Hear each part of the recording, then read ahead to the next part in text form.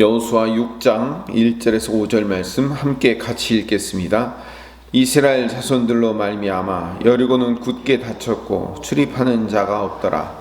여호와께서 여호수아에게 이르시되 보라, 내가 여리고와 그 왕과 용사들을 내 손에 넘겨 주었으니 너희 모든 군사는 그 성을 둘러 성 주위를 매일 한 번씩 돌되 엿새 동안을 그리하라. 제사장 7은 7 양각 나팔을 잡고 언약궤 앞에서 나아갈 것이요 7째 날에는 그 성을 7번 돌며 그 제사장들은 나팔을 불 것이며 제사장들이 양각 나팔을 길게 불어 그 나팔 소리가 너희에게 들릴 때에는 백성은 다 큰 소리로 외쳐 부를 것이라. 그리하면 그 성벽이 무너져 내리리니 백성은 각기 앞으로 올라갈지니라 하시매. 아멘. 여호수아 1장부터 5장까지가 여호수아의 일부라면 6장부터는 여호수아 2부가 시작되는 겁니다. 1장부터 5장까지의 일부의 주제를 한마디로 얘기하라면 하나님이 하나님의 방법으로 일하니까 너는 네 발에서 신을 벗어라. 내 종이 되어라. 이게 이제 일부의 주제였습니다.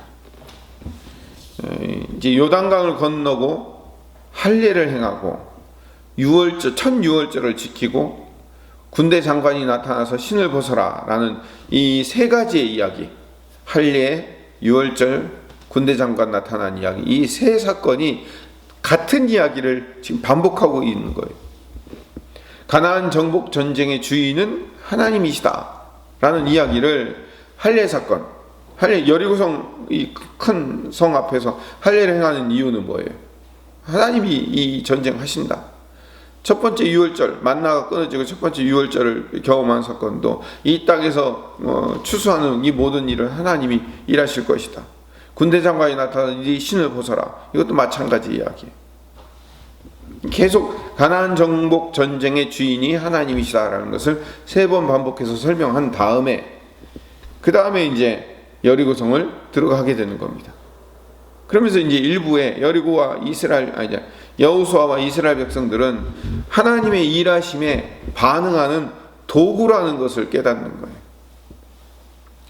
이제 6장으로 넘어가서 2부는 말 그대로 하나님이 일하시니까 인간인 여호수아와 이스라엘은 믿음으로 따라가는 거죠. 믿음으로 반응하는 것, 믿음으로 따라가는 것. 이게 이제 2부 실천편의 이야기인 거죠. 난공불락의 여리고성을 함락시키는 것은 무엇로 함락시키는가? 1부에서 하는 얘기는 하나님이 하신다. 2부에서 하는 얘기는 하나님이 하시기 때문에 우리는 믿음으로 반응한다. 믿음으로 반응하는 거예요. 믿음으로 반응해야 되기 때문에 어떻게 하는 거예요? 하나님이 입을 굳게 닫고 하루에 한 바퀴씩 돌아라 그러면 정말로 입을 닫고 도는 거예요. 오늘 본문 1절로 다시 돌아가 봅시다. 이스라엘 자손들로 말미암아 여리고는 굳게 닫혔고 출입하는 자가 없더라. 굳게 닫히고 출입하는 자가 없다. 이 여리고성이 인간의 힘으로는 도저히 뚫을 수 없는 대표적인 장벽이다라는 것을 묘사하고 있어요. 굳게 닫혔다. 이 인간의 힘으로는 열 수 없다라는 그 의미도 이 안에 들어가 있는 거예요. 고고학자들이 실제로 여리고에 가서 여리고 성을 발굴했대요. 그랬더니 높이가 8m, 두께가 6.8m, 그리고 거기 구릉 지역 위에 세워져 있기 때문에 인간의 힘으로는 공격하기가 어려운 그런 성이었다고 합니다. 성로라고 하죠. 그러니까 성벽 위를 마차 2대가 2m가 되는 마차가 양쪽으로 달릴 수 있을 만큼, 교차하여 달릴 수 있을 만큼 그렇게 강하고 두꺼운 성벽이었어요. 그 여리고성의 함락을 누가 하시냐면 하나님이 하신다. 이제 1부 이야기고 그걸 믿음으로 반응해야 된다. 그게 2부 이야기라고 제가 반복해서 말씀드렸죠. 2절로 넘어갑시다. 여호와께서 여호수아에게 이르시되 보라, 내가 여리고와 그 왕과 용사들을 내 손에 넘겨주었으니, 넘겨주었다라고. 이게 제가 히브리어나 헬라어는 시제가 중요하다고 말씀드렸죠. 우리처럼 현재, 과거, 미래 이렇게 구성이 되어 있지 않고 그렇게 그것만 있는 게 아니고 완료형이라는 게 따로 있어요. 완료형. 이 히브리 시제 완료형이라는 것은 완료형, 미완료형 이 두 가지가 있는데, 완료형은 그것이 성취되었다, 이루어졌다 이거예요. 근데 2절에 보면 완료형으로 되어 있어요. 여호와께서 넘겨주었으니, 아직 시작도 안 했어요. 아직 시작도 안 했는데 2절에는 어떤 시제로 쓰여 있냐면 완료형이라는 시제로 쓰여 있어요. 중요한 의미를 갖고 있어요. 뭐냐면 하나님이 이미 이 일은 끝났다라고 선포를 하시는 거예요. 이미 점령되었다라고 얘기하시는 거예요. 하나님이 미래의 일을 이미 완료하시는 거예요. 이게 미래 완료형이라고 얘기하는 거예요. 앞으로 아직 일어나지 않은 일이지만 이미 이루어진 걸로 믿고 선포하는 거예요.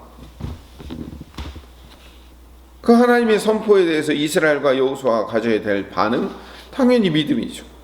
하나님의 언약에 대한 신뢰. 하나님께서 이기기로 작정하셨고, 앞으로 이제 다윗이나 사사기에 보면 많이 나와요. 내 손에 붙였으니. 아직 이루어지지 않은 일이지만 이미 이루어질 것이 하나님에 의해서 선포된 거예요.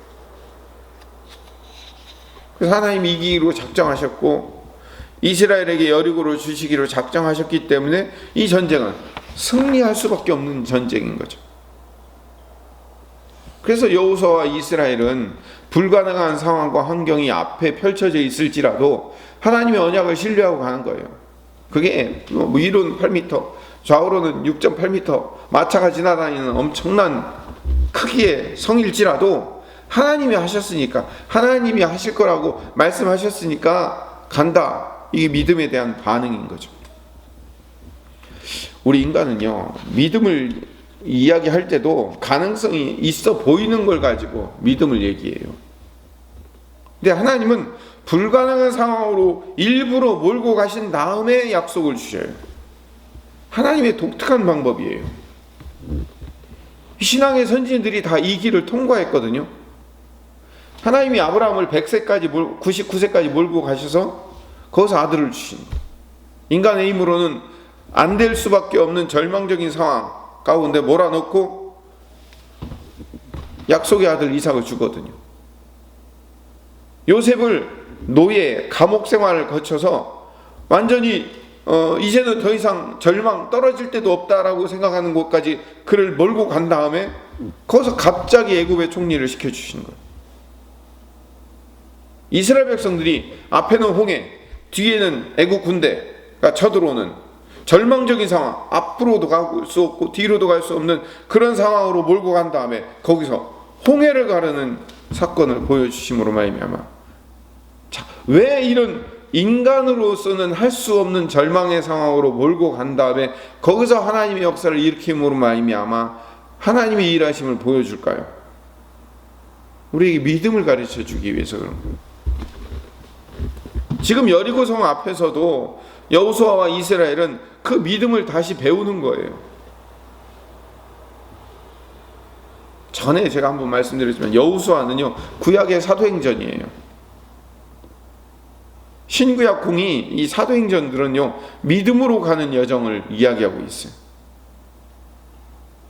그래서 이제 3절, 4절, 5절에 계속해서 나팔 이야기가 등장하는데, 여리고성의 정복은 군사 작전이 아니에요. 일종의 제사의식으로 드려지는 거예요.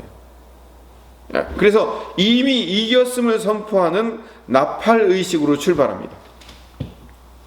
이 나팔을 부는다는 건 뭐냐면 전쟁에서 승리했을 때 부는 나팔이에요.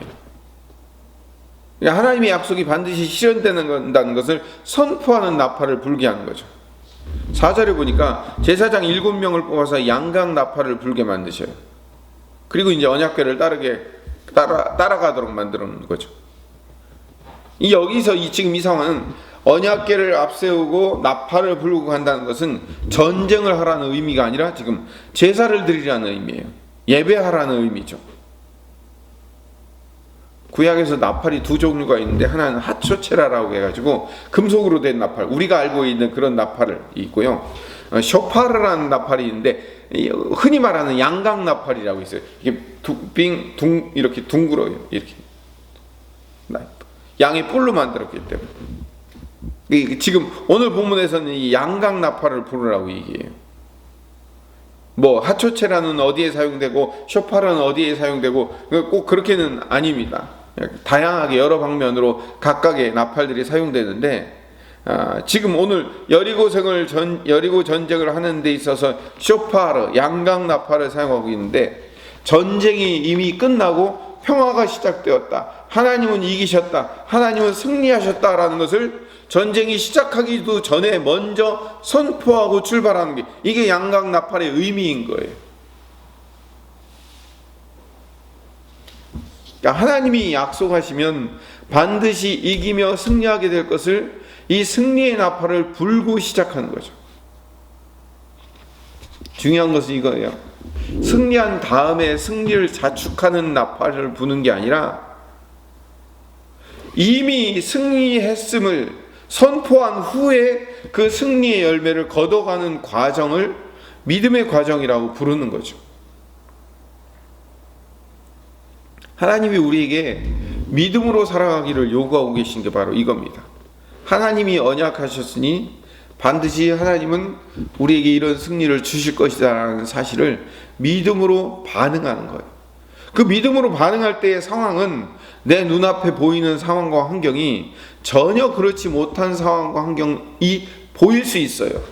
그럼에도 불구하고 하나님은 이기신다. 하나님이 반드시 이기게 하신다라는 사실을 우리의 입술로 선포하는 거예요. 마치 나팔로 승리를 선포한 것처럼 우리 입술로 믿음으로 선포하고 출발하는 것. 그게 믿음의 선포인 거죠.